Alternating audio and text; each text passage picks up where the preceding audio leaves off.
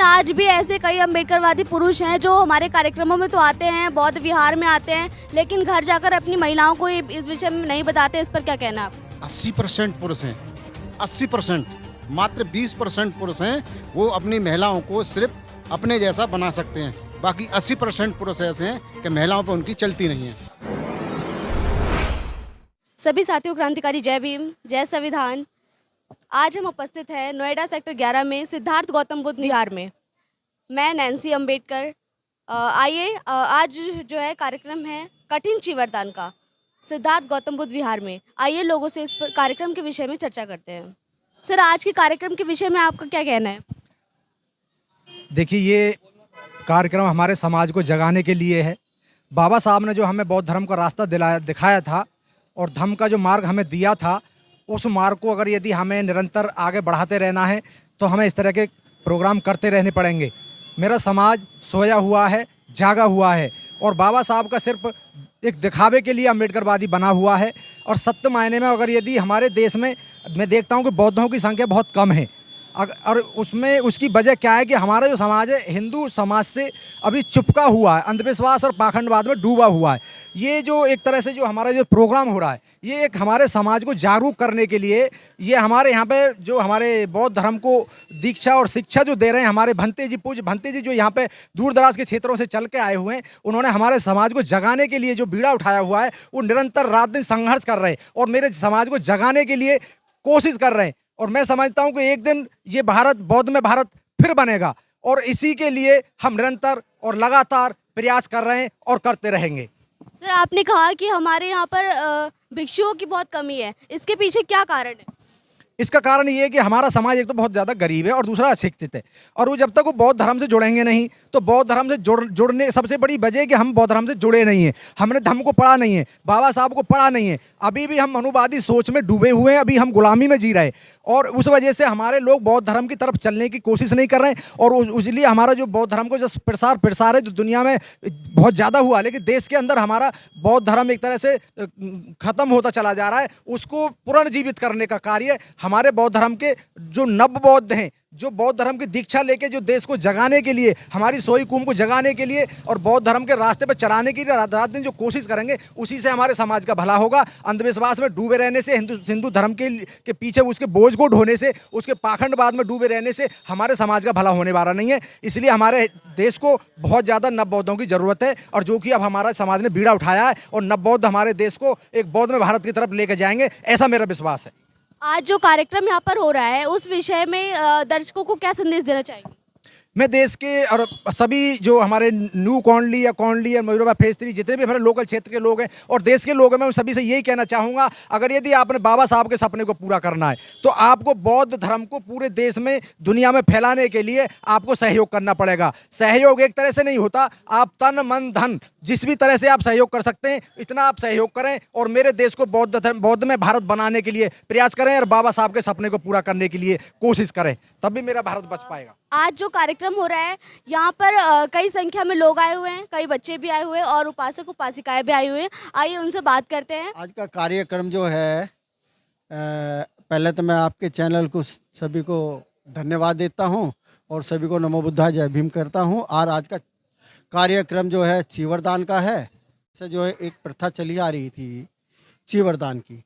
चीवरदान तो सब कर देते हैं और कहते हैं कि चीवर, परंतु जो चीवर कठिन चीवर है उसका एक अलग ही महत्व है। कठिन चीवर जो है वो कहलाता है जिसमें कि चीवर को आदमी सूत काटने से लेकर के धागा बुनना, कपड़ा तैयार करना और सिल के चीवर तैयार करना, और उसकी भी लिमिट 24 घंटे का समय, और फिर भिक्खु संघ को देना। और भिक्खु साल में एक ही बार जिस विहार में उसने वर्षावास किया है उसमें भिक्खु ले सकता है। एक विहार में एक ही चीवर दान हो सकता है जो स्वयं बुना हुआ और वो सही तरीके से दान किया गया, तो वो आएगा। उसके बाद भी जो चीवर उन्होंने दान किया है उस चीवर को भिक्खु ने संभाल के रखना 3 महीने तक। 3 महीने तक वो चीवर ना ही तो गंदा होना चाहिए, ना ही चोरी होना चाहिए, ना ही किसी गलत हाथ में पड़ना चाहिए, और ना ही उस चीवर को लेते हुए कोई जो है सीलों का, विनय के नियम का उल्लंघन करे, तो वो चीवरदान होता है। जीवन का पुण्य बहुत होता है, क्योंकि हमारे जो कर्म हैं, यदि हम चीवर दान करते हैं तो दान जो है 3 प्रकार के होते हैं। एक जो है अर्थदान होता है, एक होता है धम्मदान,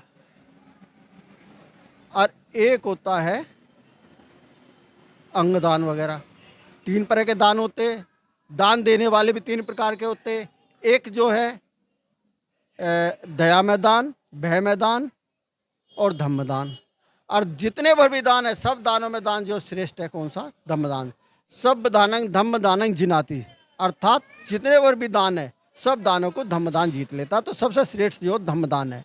और धम्मदान में जो है चीवर दान उससे श्रेष्ठ है, क्योंकि चीवर में जब हम दान देते हैं तो जिसको हम दान दे रहे हैं उनके जो सीलों का पालन किया, और उन्होंने सीलों का पालन करते हुए उन्होंने अपने पारमिताओं का भी पालन किया, पारमिताएं भी पूरी करी हैं और संयोजन भी अपने काट दिए, तो उनको दान देंगे तो उससे हमें जो है पुण्य मिलेगा। सर आपने बताया कि हमें इतना सारा दान मिलता है, लेकिन फिर भी हम पीछे क्यों हैं? हम पीछे, हाँ, क्योंकि हम अपना अहम नहीं छोड़ रहे। जो आदमी एक बार सभा सोसाइटी का किसी चीज़ का मेंबर, उसे अध्यक्ष रहना, चाहे वो इलेक्शन हार जाए तो उसे संघर्ष करेगा, गलत तरीके से बनने की कोशिश करेगा। अगर नहीं बन सकता तो दूसरी सभा सोसाइटी बना के उसका भी प्रेसिडेंट बनने की कोशिश करेगा, रहेगा प्रेसिडेंट ही। मतलब लोग संगठित होना नहीं चाहते हैं। हाँ, क्योंकि हमारा अहम है, हम अपना अहम नहीं छोड़ना चाहते। और जो हमने अभी संयोजन का जिक्र किया है, जो संयोजन में सबसे पहला जो है सत्य काय दिट्ठी, अर्थात मैं मेरे की भावना, मैं हूँ, मेरा है, मुझे नहीं बुलाया, मेरे को नहीं करा, तो वो छोड़ना नहीं चाहते। और वो नहीं छोड़ेंगे तो हम निर्वाण को प्राप्त भी नहीं होंगे और हम आगे भी नहीं बढ़ पाएंगे। लेकिन ये लोग तो अम्बेडकरवादी होने का दावा करते हैं, तो क्या इसी तरह वो लोग अम्बेडकर के मिशन को पूरा करेंगे? बाबा साहब ने 3 बातें कही, शिक्षित बनो, संगठित रहो, संघर्ष करो, एक भी पूरी नहीं करी। क्योंकि शिक्षित एक डॉक्टर बन गया, सर्जन बन गया, सर्जरी करके आता है, कहता है सर्जरी सक्सेसफुल होगी, परंतु अब आप भगवान से प्रार्थना करो, तू डॉक्टर किस चीज़ का है भाई? उनसे कह कि उसकी विल पावर बढ़ाओ, जल्दी रिकवरी करे। तो वो पढ़ा लिखा नहीं है, शिक्षित नहीं है। शिक्षित वही है कि वो सर्जरी करने के बाद उन्हें सही शिक्षा दे कि उसकी, जिससे रिकवरी जल्दी हो, विल पावर बढ़े और वो कवर हो। दूसरा उन्होंने कहा संगठित हो। संगठित होने के लिए ये कहा कि एक झंडे के नीचे आ जाओ, ये नहीं कि आप जो करोड़ों झंडे तैयार कर लो और एक के झंडे पर लेकर खड़े हो। आजकल तो हमारे लोग कई संगठन बनाए हुए हैं, हजारों संगठन है, लाखों संगठन है बाबा साहब के नाम पर, लेकिन फिर भी हमारे लोग एकत्रित नहीं है, संगठित नहीं है, ऐसा क्यों है? तो बता तो रही, यही तो क्वेश्चन है कि हमारे में अहम है, अपना भाव है। मैं अपने भाव को नहीं छोड़ना चाहता। एक मैं अहम चीज़ और भी आज की, जो कि सब भूले हुए, किसी को पता नहीं है, दीपावली के प्रचार के दीपदान। आज एक महान दिन है कि हमारे एक धम्म सेनापति, क्योंकि भगवान बुद्ध के धम्म में, बुद्ध धम्म में 2 ही व्यक्ति ऐसे हुए जिनको धम्म सेनापति की उपाधि मिली, सारिपुत्र और महामोदगलायन को। जो महामोदगलायन जी थे, उनकी आज जो है वैदिक संस्कृति वालों ने राजगीर के अंदर हत्या करके और आकर के उसकी खुशी में त्योहार मनाया था, उसको दीपावली कहते हैं। कुछ बौद्धिस्ट तो दीपदान उत्सव मनाते हैं, इस विषय में क्या कहेंगे? वो मनाते हैं जिनके बच्चे उनके कहने में नहीं है, वो रोकते नहीं रुकते और त्योहार मनाते और वो धर्म के ठेकेदार बनते हैं।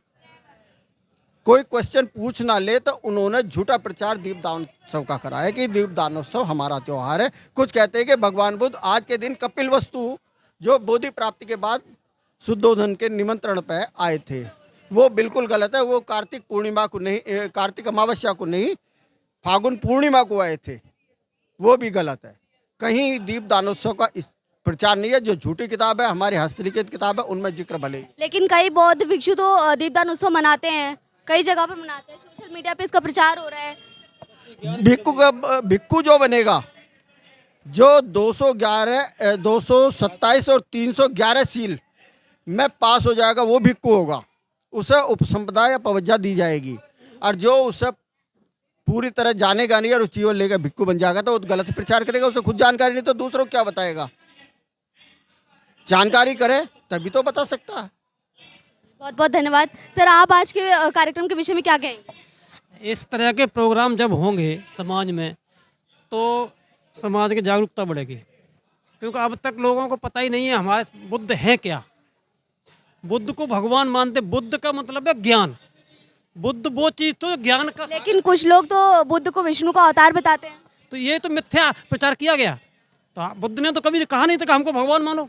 बुद्ध ने कहा था, जो मैं, बुद्ध की जो वाणी है, बुद्ध ने अपने शब्दों में कहा है कि जो मैं कह रहा हूँ उसको भी मत मानो, उसको पहले परखो, फिर समझो, फिर कसौटी पे कसो।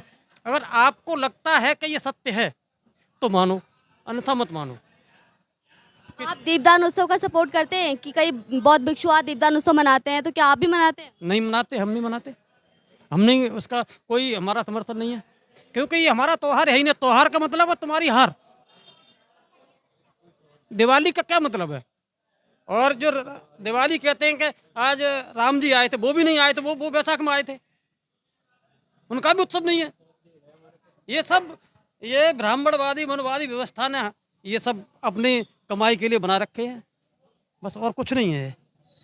बहुत बहुत धन्यवाद सर। आप आज के कार्यक्रम के विषय में क्या कहेंगे?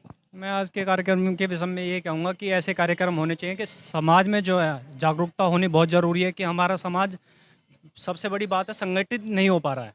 कि मेन कारण ये है कि जो हमारे धर्म के ठेकेदार बैठे हैं कि समाज को ऐसे विभाजित हुआ पड़ा है हमारा समाज, कि हमारा सबसे पहले यूथ हमारे साथ एक साथ संगठित महिलाओं की संख्या भी कम देखने को मिलती है।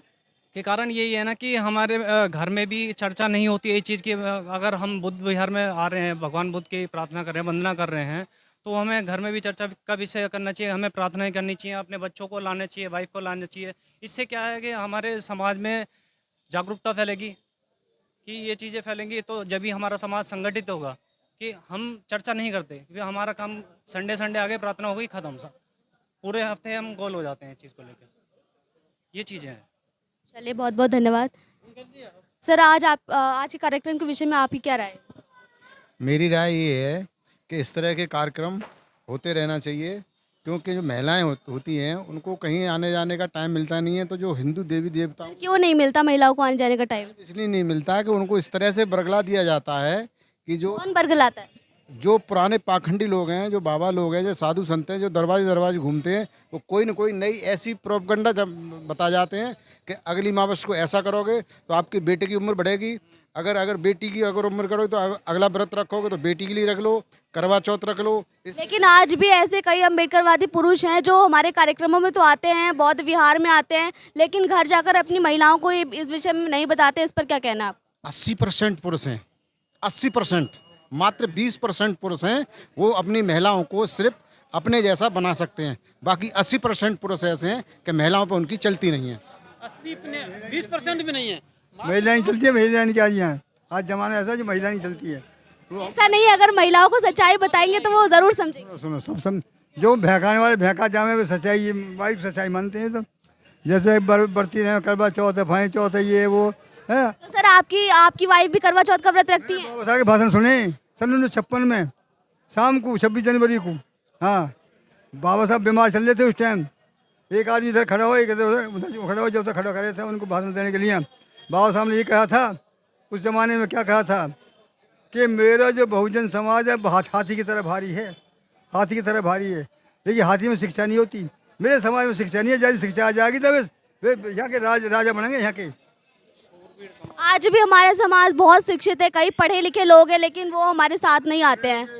तो बात बताऊँ, बाबा साहब ने ये कहा था, डॉक्टर इंजीनियर बन जाते हैं लेकिन हमारे साथ नहीं। बाबा साहब ने ये कहा था, मैंने उनके मुखारबंद से सुना है, क्या कहा था कि 50 बच्चे तैयार करे थे लंदन के लिए, हम जाने के लिए, कि LLB करके आएंगे। ये LLB करने के बाद 25 तो ने शादी कर ली, वहीं 25 बच गए यहाँ पे हैं। तो उन्होंने नौकरी पकड़ी सरकारी। समाज की सेवा कौन करेगा? बाबा साहब ने कही पढ़े लिखे भी धोखा देंगे, पढ़े लिखे भी धोखा दे रहे हैं। ये मैंने सुनी है बाबा साहब। धोखा अब नहीं दे रहे, धोखा अब धीरे धीरे जागरूकता बढ़ा रहे हैं। कोई टाइम था तो बड़े लोगों ने धोखा दिया था। आज जो इतनी बड़ी कारवा बढ़ रहा है वो गांव के लोग नहीं बढ़ा रहे, आज पढ़े लिखे उनको बढ़ा रहे हैं। बाबा साहब की कथन सत्य था उस टाइम, कथन वो सत्य था, आज नहीं है।